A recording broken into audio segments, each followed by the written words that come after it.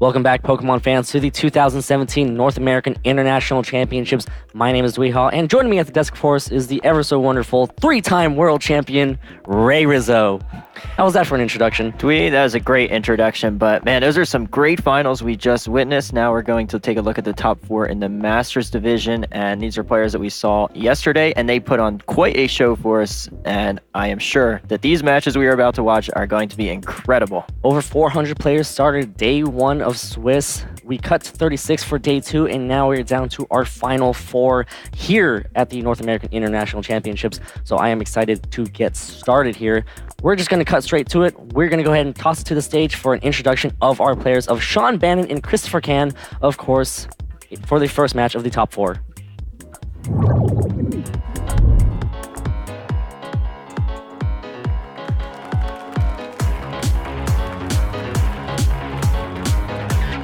Right, go ahead and give these players a huge round of applause for being the top four here of the International Championships. As the players get seated, we are ready to get started here.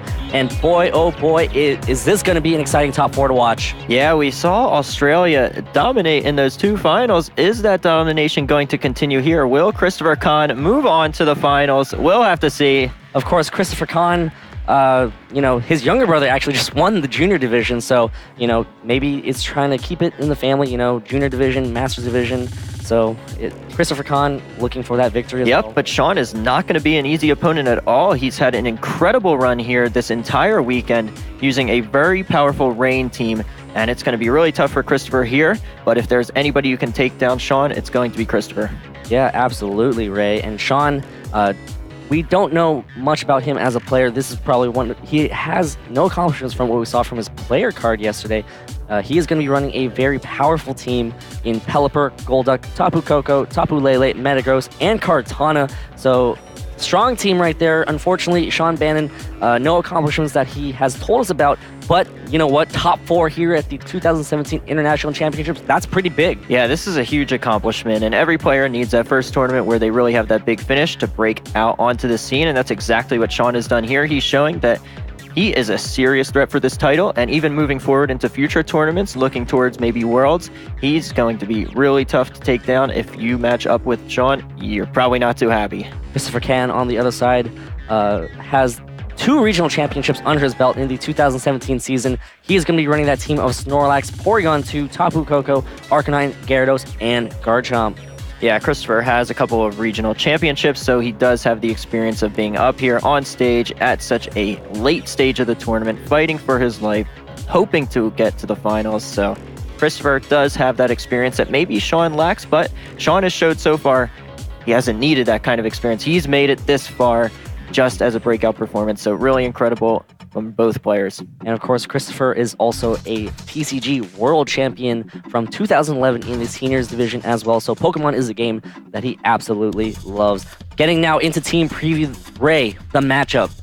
Yeah, let's take a look at these teams here. You have Christopher running Porygon 2, Tapu Koko, Gyarados, Arcanine, Garchomp, and Snorlax, while Sean with that rain team, the double Ducks, the Pelipper, the Golduck, Kartana, and Metagross for double Steel types, and then you have Tapu Lele and Tapu Koko to try and control the terrains and just provide a lot of offense. So Sean, he's got a really offensive team. Christopher, though, has bulky Pokemon, is going to be able to withstand some of those attacks. Gyarados, very good in that rain matchup, is able to take that Waterium Z from Golduck in the rain. Porygon 2, Snorlax, also very bulky Pokemon. I look for them to have a big impact here, but against Steel types, they do have some trouble. So that's going to be really big here for Sean.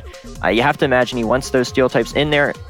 He's not going to have to worry about Intimidate on the Metagross thanks to Clear Body, and there are 2 Intimidators on Christopher's end. Arcanine also, it's nice to bring against 2 Steel types, but not against a Rain team. So it'll be really interesting to see how Christopher decides to approach this game 1. One very strong option on Christopher's side that he does have access to is going to be that Trickery mode, which really loves functioning against Rain teams because they rely on fast-hitting Pokemon. Exactly, especially Sean's team. He doesn't have a Pokemon like a Snorlax or a Gigalith that's able to capitalize on your opponent's Trick Room Metagross is his slowest Pokemon, but that's not going to be slow enough to take advantage of Trick Room if Christopher is able to get it set up. And here we are, game 1 of the first top 4 match in the Masters Division. Give it up for both of these players here. Tapu Lele and Metagross are the Pokemon that Sean decides to lead with.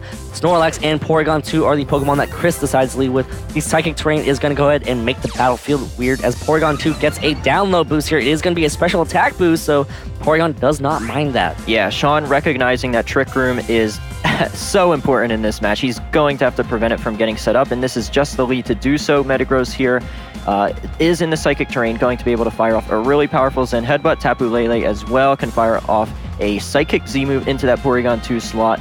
If you double up into that Porygon 2 slot, you pick up the KO. It's tough to really ignore Snorlax, but I don't know if there's really any switch-ins if Porygon 2 decides to switch out. Christopher now going to go ahead and take control of the terrain here. Going to send in that shiny Tapu Koko. Of course, that means that it is going to be locked into that timid nature. Of course, that is going to take away the power of the Psychic moves on Sean's side as the Psychic hits that Tapu Koko, connects, doing a lot of damage there as Metagross doubling up with a Zen Headbutt. Going to connect and pick up the KO on that Tapu Koko, but this just allows Porygon 2 to set up a Trick Room. Yeah, you could see what Christopher was going there, trying to change the terrain, but Porygon actually not setting up Trick Room. Going for an Ice Beam here, going to hit into that Tapu Lele slot, doing about 40% damage right there. So now Christopher has to send in one Pokemon. Yeah, that was a great opportunity to try and get Trick Room up. However, he can still do it this upcoming turn. The reason he didn't go for a Trick Room there was he was expecting the double target into the Porygon 2 slot, and he didn't want Tapu Koko out under Trick Room, so misprediction, but still a decent outcome. You lose Tapu Koko, which is unfortunate, but we actually see Garchomp here. Garchomp coming in is a good counter. It can go for a Tectonic Rage into that Metagross or that Tapu Lele to be able to pick up a KO. Yeah, so Garchomp does threaten both Pokemon. It can even go for an Earthquake if you want that spread damage. Porygon 2, you're still looking to set up Trick Room here if you're Christopher. Porygon 2 and Snorlax have a great matchup. It just looks like Christopher, he wants to have as many Trick Room turns as possible, waiting until he absolutely needs to set it up. Doesn't want Garchomp or Tapu Koko out under Trick Room. That's why he hasn't gone for it yet, but you have to imagine it is coming soon. Yeah, I believe Metagross is going to be the slowest Pokemon available to Sean. It may also be that Pelipper as well, but if Chris can actually knock out that Metagross, that actually sets up much better positioning for a Trick Room later on, as Garchomp now using Earthquake here, going to connect onto Kartana and Metagross after the Tapu Lele bows out, switches out into that Kartana slot. Metagross using Zen Headbutt here. Garchomp dodges it, and Porygon 2 now setting up the Trick Room. Yeah, that's really good because Garchomp is now going to outspeed the Kartana under Trick Room. So even though Garchomp is a very fast Pokemon, it should outspeed that Kartana. Porygon 2 is going to be able to threaten a lot of damage as well, thanks to its Ice Beam. Kartana not known for being able to take special attacks very well. So a combination of an Ice Beam and an Earthquake should pick up knockouts on both of Sean's Pokemon. And of course, you still have Snorlax in the back. So this is a really good position here for Christopher, really putting the pressure on Sean. He was able to get Trick Room up just like he planned for this match, because that is crucial to winning the series. Yeah, and if you can knock out that Metagross, somehow deal with that Kartana, you're just really setting yourself up for a Snorlax endgame. Yeah, you do still have to watch out for Psychic Terrain coming back in, which would power up the Metagross, but we see Porygon actually switch out. Snorlax now coming in for that Porygon 2, trying to take advantage of this Trick Room as much as possible. Kartana switching out, going to preserve it for just a little bit later as Tapu Lele comes back out here, and that is going to change the terrain back to the Psychic Terrain, allowing Metagross to fire off boosted Zen Headbutts here. Now the battlefield gets weird. Metagross using Zen Headbutt. Oh! Garchomp avoids it again, and Garchomp revealing Fire Fang, hitting into that Kartana slot, doing a lot of damage, and gets a burn on that Tapu Lele, putting a timer on that Tapu Lele. Yeah, great play by Sean there, just unfortunate outcome. He knew that Metagross was going to be able to fire off an attack there. Since Porygon's not able to KO it from that range, and Metagross, thanks to Trick Room, is going to outspeed the Garchomp, decided to switch in Tapu Lele, get the Psychic Terrain back up, and hope Metagross can fire off a really powerful Zen Headbutt. Just unfortunate outcome there. Zen Headbutt, not a perfect accuracy move. Unfortunately, it misses twice. Yeah, and Metagross doesn't really have access to any other Psychic-type moves that are hitting on the physical spectrum, so players are forced to use Zen Headbutt to try to take advantage of that Psychic Terrain. Yeah, now Snorlax is in Trick Room. That is going to be able to outspeed Metagross. If it has high horsepower, that'll pick up the KO if it hits. Snorlax now using high horsepower, going to connect onto that Metagross. That should be the KO there, and Christopher Can taking the KO on that Metagross, allowing the Trick Room mode to be more taken advantage by Christopher's side, as Garchomp actually going to underspeed that Tapu Lele and go for a Poison Jab here. Yeah, so that shows how that Garchomp was trained. It was trained to be a little bit slower, a little bit bulkier, not a Garchomp that is just fully invested in speed, because Garchomp is naturally faster than Tapu Lele, but the way Christopher trained his, it was to be a bulkier Garchomp, able to take attacks better, and then it is really advantageous here under Trick Room, where it's able to outspeed and pick up the knockout on Tapu Lele. Pelipper is the 4th Pokemon that Sean reveals from his side, as the Kartana also takes the field yet again. It has already taken some damage as Pelipper brings out the Rain. Really a Pokemon that has changed a lot coming into Sun and Moon. Yeah, unfortunately though for Sean, Trick Room is still up. Snorlax is at full HP, going to be so difficult to take out, and it's still able to take advantage of Trick Room. And then Porygon 2 is still in the back. Snorlax now using high horsepower, going to connect onto that Kartana. Now just really trying to remove that Kartana threat. Pelipper using Scald here. It is going to target down that Snorlax. Does a lot of damage boosted by that Rain. No burn as Garchomp now connecting with that Fire Fang here. The damage is reduced by the Rain, but that is still definitely enough to pick up the KO as Kartana gets knocked out. Yeah, Christopher recognizing that Kartana, possibly an Assault Vest set and unable to protect, decides to double target it. He recognizes that is the only threat he has to take out in order to get this win, because Kartana is the only real way that Sean had of dealing with both Snorlax and Porygon 2 remaining. Unfortunately, Trick Room being up, that double target just sealed Kartana's fate. And it looks like Sean may be going for the forfeit here. Going to try to recover, going to try to recuperate, and try to think about how he can make adjustments to better deal with that Trick Room mode on Chris's side. Yeah, I don't know if he really needs to make too many adjustments. The way he started the match out was great. Having both Tapu Lele and Metagross put so much pressure on the Porygon 2, on the Snorlax. You just threaten so much damage, and that's a way to kind of persuade your opponent to not set up Trick Room. As we saw, Tapu Koko come in, and then Porygon 2 just went for an Ice Beam, didn't attempt to set up Trick Room. Unfortunately, though, 2 Zen Headbutt misses. That was crucial, because if those connected, this would have been a completely different battle. So if I'm Sean, I really like the way I played Game 1. I'm not going to let this affect my mental state too much. I think I'm going to go for a similar strategy there. Really use offense to try and pressure that Porygon 2, threaten a one-hit KO if I double target it, and just hope my Zen Headbutts hit. There's definitely been a lot of information revealed between both teams. The Garchomp is slower than that Tapu Lele, which is good to know in case you have that Tapu Lele out facing off against that Garchomp. Yeah, absolutely. So that's going to be pretty good knowledge, because normally you would expect a Garchomp to outspeed a Tapu Lele, therefore Tapu Lele to then be faster under Trick Room, but that wasn't the case. So that is going to be some good knowledge going into Game 2 and potentially 3. And of course, we've already seen 3 moves from that Garchomp. It does have the Earthquake, it does have the Poison Jab, and Fire Fang. All 3 great coverage moves, being able to hit a lot of Pokemon super effectively, as we saw, hitting that Tapu Lele super effectively, and also being able to hit that Kartana super effectively as well. Here we are, Game 2 of the first Masters Top 4. Tapu Lele and Metagross are the exact same leads for Sean, whereas Christopher going to change it up a little bit, going to go with the Garchomp and Porygon 2 leads here. Porygon 2 is going to get a download boost, and of course it is going to be a special attack boost. Yeah, so an adjustment there by Christopher, recognizing that Tapu Lele and Metagross provide such a big threat. They threaten Trick Room, or they threaten to prevent Trick Room from getting set up, and they threaten so much damage here. And Tapu Lele, we learned in Trick Room, Garchomp move first. That means this turn Tapu Lele is actually going to outspeed Garchomp and does threaten a KO with a potential Moon Blast. If Sean does decide to make that prediction and ignore the Porygon, but let's see what he goes for. Now it is going to be the Shattered Psyche. This is a Z move that I have not seen in a long time. It was very popular in the beginning of the format. Unfortunately, it has dropped off in usage. Now the Shattered Psyche from the Tapu Lele with that Sky High special attack stat, boosted by that Psychic Terrain, same type attack boosted as well. Gonna hit this Garchomp for massive amounts of damage here. It will be close as whether or not it gets the KO. Garchomp barely hangs on as Garchomp now uses Earthquake here, hitting his own Porygon 2, connecting onto the Metagross, connecting onto the Tapu Lele. Massive damage. All 3 Pokemon hang on here as Metagross now using Zen Headbutt. It does connect.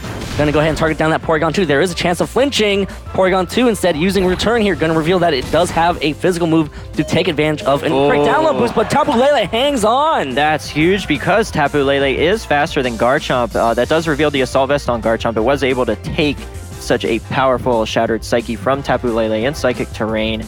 However, Tapu Lele barely hangs on there from the Earthquake and Return, and now you threaten KOs onto both of these Pokemon because we see Metagross faster than the Porygon, Tapu Lele faster than the Garchomp. This is still a good spot for Sean, even though his Pokemon are, really low. He did not allow Trick Room to get set up. Porygon is now way too low to get Trick Room set up this match. Sean is in a great spot. He has to be happy with the way that turn 1 played out. Absolutely. Tapu Lele going for the Psychic here. Going to hit into that Garchomp. Going to remove that threat for that Metagross. Garchomp now gets KO'd. Now, will this Zen Headbutt be able to connect on Porygon 2? It does connect on Porygon 2, and that is going to be 2 quick KOs for Sean Bannen. Yeah, absolutely fantastic start for Sean there. Trick Room is not going to get set up by Christopher in this match, and you pick up 2 KOs, and having such an offensive team like Sean does, that was just such a big turn. Tapu Koko now going to hit the field, going to replace the terrain with the electric terrain once the abilities activate. Snorlax also hitting the field as well, so no adjustments in terms of 4 Pokemon from Chris's side, really just the board positioning, and of course those Zen Headbutts hitting as well are the adjustments for Sean. Yeah, and Sean's still going to be able to get another attack off before both of these Tapu Lele and Metagross go down. Because of how slow Snorlax is, Tapu Koko is not going to be able to pick up a KO on both with something like a Dazzling Gleam thanks to Metagross's Steel typing. So Tapu Koko is going to have to choose which one of these 2 it wants to KO, and then the other one's going to be able to fire off a pretty powerful attack. And if Sean has something like Kartana in the back, that's going to be in a great spot with the Assault Vest against Tapu Koko and Snorlax. Tapu Koko now using Thunderbolt, going to get the KO on that Metagross. Tapu Lele now using Taunt, going to shut down this setup move from Snorlax if Snorlax decided to go for a possible setup move, and it cannot set up the curse, so smart taunt right there from Sean. Of course, that is a way to stop Trick Room, but hiding it to the last second. Yeah, I was about to say, that's a big reveal there from Sean, showing taunt on Tapu Lele, because heading into a potential Game 3, that is an option to shut Porygon 2 down from using Trick Room. Yep, Kartana replacing the Fallen Metagross here. Kartana does have a decent matchup against that Snorlax with access to Sacred Sword. Of course, it can also do massive amounts of damage to that Tapu Koko as well with a Leaf Blade. Yeah, I maybe even would have liked to see a damaging move onto Tapu Koko from Tapu Lele that past turn rather than the taunt, just to put it into Leaf Blade KO range, because Sacred Sword does bypass any curse boost that Snorlax is going to get set up. Yep, Kartana now using Leaf Blade, connecting onto that Tapu Koko, but Tapu Koko is fairly bulkily trained as it does survive that Leaf Blade, and now Snorlax using that high horsepower on Kartana. Oh boy, it's close to 50%, so it should be able to survive one more turn of taking Dazzling Gleam and a high horsepower. Yeah, and Pelipper in the back, so that is a special attacker, going to be able to do a lot of damage to Snorlax, even if it keeps cursing up. But Kartana, it's going to be really interesting to see if it's able to take one more attack from Tapu Koko. It's really going to need to be able to do that for Sean to pull this out. Yeah, and Pelipper, it can go for a Scald onto that Tapu Koko. That Tapu Koko is heavily threatening, but of course, many Pelipper carry Focus Sash because of how frail it is. Yeah, so Pelipper is going to be able to take one attack, get a potential KO onto Tapu Koko. Kartana can go for a Sacred Sword on Snorlax, get a lot of damage done as well. Or maybe even go for the reverse. Ooh, it's going to be a Gigavolt Havoc here coming out from this Tapu Koko. Going to try to pick up the KO on this Kartana here. The Kartana is most likely carrying an Assault Vest from how much damage the Dazzling Gleam did. It usually would do more damage there. Now the Gigavolt Havoc boosted by that Electric Terrain, going to connect onto this Kartana here. Is it going to be enough to pick up the KO? It's going to be pretty close. It might even be able to do it. Kartana cannot hang on. It gets KO'd. So now it's going to be Pelipper versus Tapu Koko and Snorlax. Yeah, now it's looking really good for Christopher because he was able to KO that Kartana. That's why I would have loved to see Tapu Lele go for an offensive move in the Tapu Koko slot a couple of turns ago rather than a taunt on Snorlax. Yeah, and Snorlax now revealing Facade here, going to hit into that Pelipper. It is going to be about a 3-hit KO as that taunt wears off on that Snorlax. But there is still Hurricane, and that does have the confusion chance. I think that might be Pelipper's only out. Yep, here it is, the Hurricane. Is it going to be able to confuse the Snorlax here as the Hurricane picks up that Snorlax? It does! Oh! Okay. All right, here we go. Snorlax is confused. Is it going to be able to move? Snorlax using Facade here. Pelipper might be able to hang on just for one more hit. It does hang on. So now Snorlax here has to be able to bypass confusion. Yeah, this is going to be really interesting. We've seen in previous World Championships just how dangerous confusion can be. Here's a Scald going to hit into that Snorlax slot. It is going to go ahead and activate the bear. Does get a burn, but we've already seen the Facade. Yeah, but Pelipper's so low that doesn't matter. Just the extra chip damage might be important here, especially if it hits itself in confusion. Yep, and now Snorlax is confused. Is it going to be able to move? Uses Facade, and Christopher Khan moves on to the finals here, where he is going to try to bring home a clean sweep for Australia here in the North American International Championships. Congratulations to Christopher Khan, and well, you still have one more match to play. Again, congratulations to Sean Bannen for such a well-played tournament, making all the way to the top 4. Yep, but just like his brother, Christopher is going to get a chance to compete in the finals for the title of North American International Champion. Very well played set from both players. The way Sean adjusted in that match was very, very well done. His plays were fantastic. It was unfortunate in game 1 that he got those Zen headbutt misses, but Christopher played phenomenally. He knew his win conditions, the plays he made, the predictions he made were just perfect, even though it seemed like Sean was certainly in the advantage in that game too, once he got down to knocking out the guard chomp, knocking out the Porygon 2, and he was up 4-2. It seemed like Sean had that, but unfortunately, the Tapu Koko and Snorlax just proved to be too much. Would have loved to see a Psychic into the Tapu Koko slot from the Tapu Lele. Just get that damage, get Tapu Koko into KO range for your Kartana. Unfortunately, went for the taunt to try and shut down Snorlax. Didn't pay off, but still a very, very well-played set by both players. Yeah, and of course, if the Kartana was able to get a KO on that Tapu Koko, well, you know, you get a Beast Boost, and then that actually helps you deal with Snorlax a lot better. Yeah, especially a +1 attack. That Sacred Sword's going to do massive damage, and it does bypass those cursed defense boosts, so you don't have to worry about shutting that down. But unfortunately, the game played out how it did, and now Christopher is advancing to the finals. Yeah, and he must be so happy. I'm sure his family watching in the crowd must be so happy. So, you know, congratulations to Sean, again, on that top 4 finish. Of course, congratulations to Christopher. And we're going to go ahead and toss to a quick interview with Anna Prosser and our winner, Christopher Kahn. Thanks, guys. I am back here with our newest finalist. How does it feel to be at this point in the competition? Oh, it feels great. What is it about the Can family that makes you guys so successful here? There's no secrets really. Just luck, I guess. Just work hard and play hard? Yeah, I suppose so. Australia also doing very, very well? Oh yeah, it's unbelievable. Just think how few of us enter this tournament, and to have you know, a representative in the finals of each division is crazy. It is really awesome. Let's talk a little bit about your last game. Going into it, were you confident against your opponent? I was somewhat confident going into the match because his team was very hyper offensive, and as I mentioned yesterday, the day before, my team kind of revolves around Porygon and Snorlax, and despite his team being really hyper offensive, I knew he'd still struggle to knock them out. And the nature of a team like his is, if you can't keep getting knockouts constantly and I can start hitting back, I feel like then he kind of crumbles a little bit. Obviously in the games though, however, it didn't go so well. I got pretty lucky in the first game. You know, I almost crumbled under the pressure of his attacks, but in game 2 it really shone through, I think, how the team matchup sort of played out, because even though I lost all my Pokemon early, it was just the Snorlax that just survived until the end of the game and just essentially outlasted him. Yeah, and now looking forward into the finals and looking at your potential opponents, is there anyone you're hoping you'll face or anything that you're doing to get ready? I had a look at both of their teams and they both look pretty difficult for me to beat, so I mean, I don't really have a preference either way. I'm sure it'll be a good game anyway. I'm sure it will be a good game too. We look very much forward to watching it. Congratulations again. And guys, we're going to go back now to our